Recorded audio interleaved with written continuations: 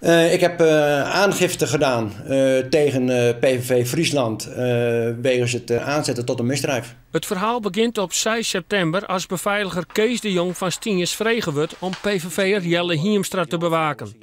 Hiemstra is een dag eerder overvallen in zijn woning in Snits en dus wordt hij beveiligen. Afwijkend verkeergedrag in de straat hielden wij in de gaten. Als een auto zonder verlichting bijvoorbeeld door de straat rijdt, dan gaven we dat door rechtstreeks aan de meldkamer van politie. Het Openbaar Ministerie betelt de eerste 4 weken van de beveiliging.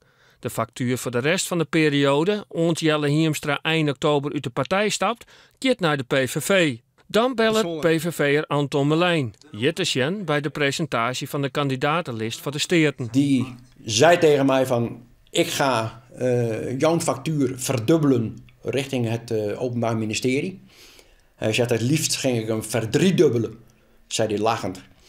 Maar dat valt te veel op. Hij zegt, en als ik hem ga verdubbelen, dan kunnen we van die centen jouw tweede maand beveiliging betalen.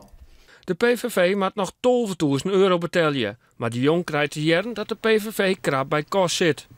Dan wordt nog eens contact zocht. En toen heeft hij in een later stadium gezegd van oké, dan dien je zelf je factuur maar in bij het Openbaar Ministerie. En dan verdubbel je hem zelf maar. Dat is natuurlijk not done.